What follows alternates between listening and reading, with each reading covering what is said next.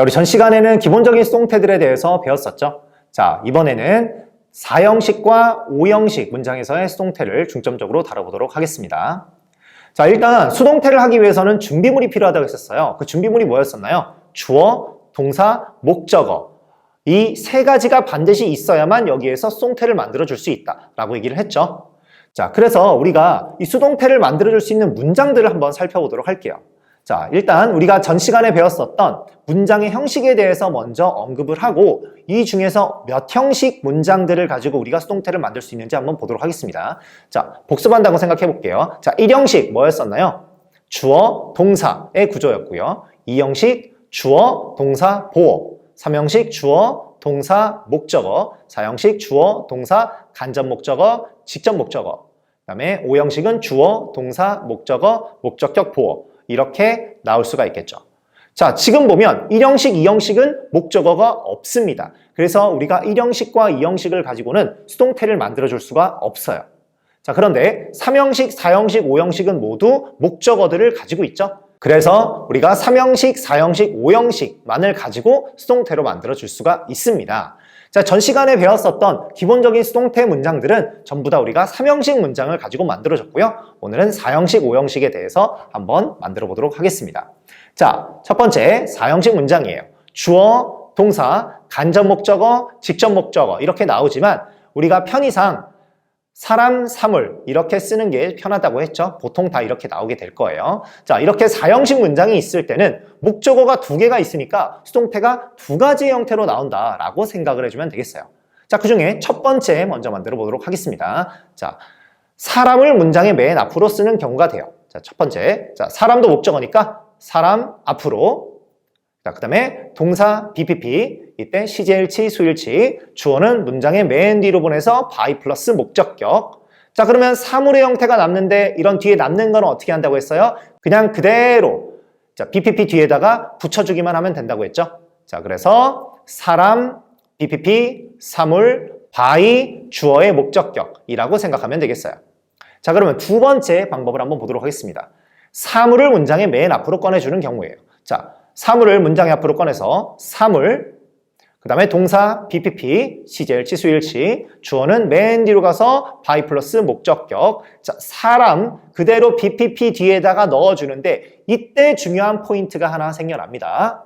사람의 경우는 절대로 그냥 내려주면 안 되고 사람은 반드시 앞에 전치사를 붙여서 BPP 뒤에다가 써줘야 해요. 자, 이게 굉장히 특이한 경우가 되겠고, 자, 그러면 우리가 어떤 전치사를 이때 같이 써주느냐, 이게 중요하겠죠. 자, 이거는 선생님 영상 중에서 문장의 형식, 3형식, 4형식 그 문장의 형식을 보면 좀 더 자세하게 알아볼 수 있을 거예요. 그때 우리가 썼었던 4형식을 3형식으로 전환해주는 그런 전치사들이 있다고 했어요. 예를 들어서 앞에 있는 동사가 make, build, buy, get, cook 이라는 동사면 for라는 전치사를 썼고요. ask라는 동사면 of라는 전치사를 썼죠. 그리고 나머지 동사들이면 to라는 전치사를 썼어요. 자, 그럼 여기에서도 동일하게 이 BPP, 즉 수동태로 만들어진 동사가 make, build, buy, get, cook이면 for라는 전치사를 사람 앞에 써주면 되고요. 그 다음에 ask라는 동사면 of, 나머지 다른 동사들이면 to를 써주면 되겠어요. 자, 나머지 다른 동사들이라고 한다면 뭐 예를 들어 send나 give나 teach나 뭐 read나 그런 단어들이 될 수 있겠죠. 자, 그러면 이 4형식 수동태의 예를 한번 들어보도록 하겠습니다.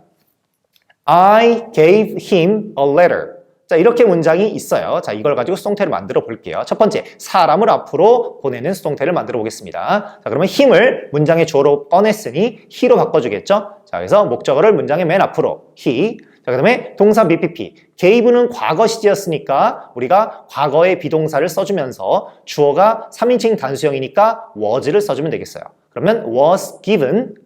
주어인 I는 문장의 맨 뒤로 보내서 by me.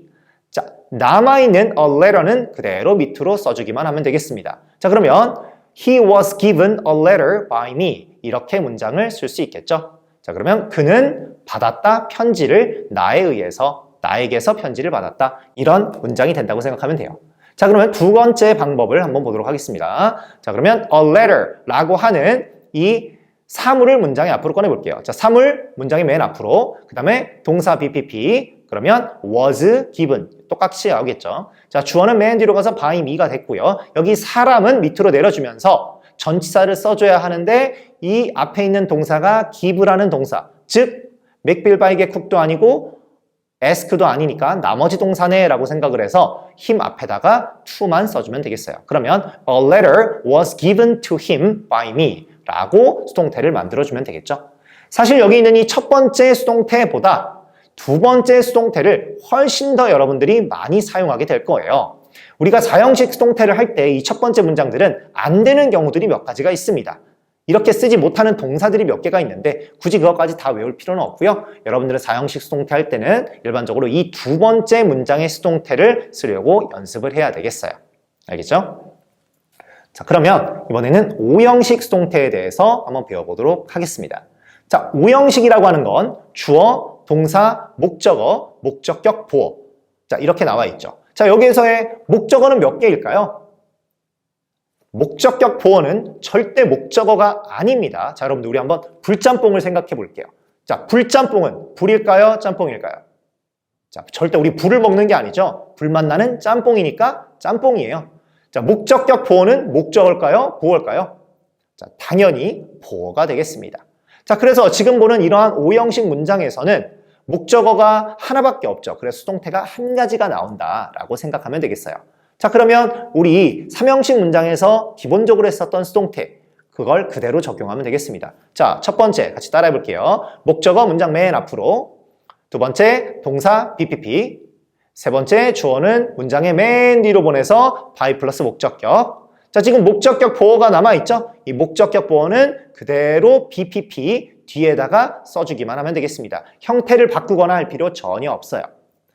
이때의 목적격 보어는 일반적으로 명사나 형용사나 또는 투부정사 또는 ing 또는 pp의 형태로 나오게 되겠습니다.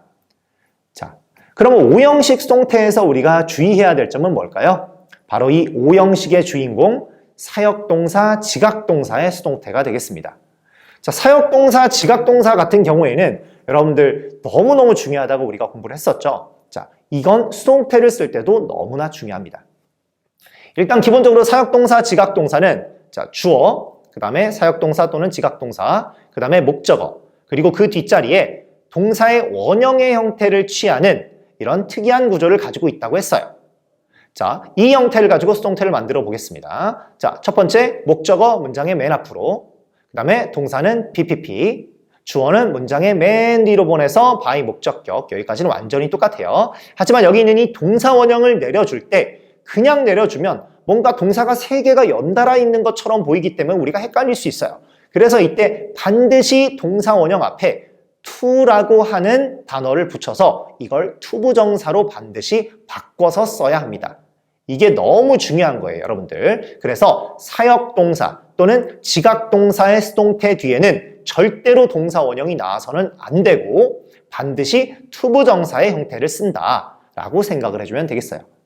자, 간혹 가다가 지각동사 같은 경우에는 뒤에 동사 원형이 아니라 ing가 나와도 된다고 얘기를 했었죠.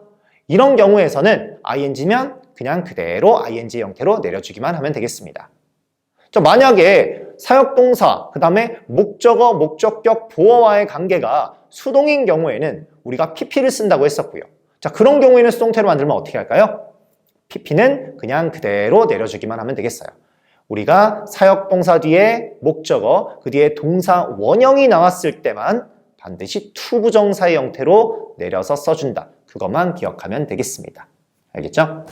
자, 여기까지 4형식, 5형식 수동태에 대해서 우리가 배워봤고요. 아직 수동태는 조금 더 남았어요. 그래서 다음 시간에 우리가 수동태의 추가적인 부분을 조금 더 공부해 보도록 하겠습니다. 자, 여기까지 수고했습니다.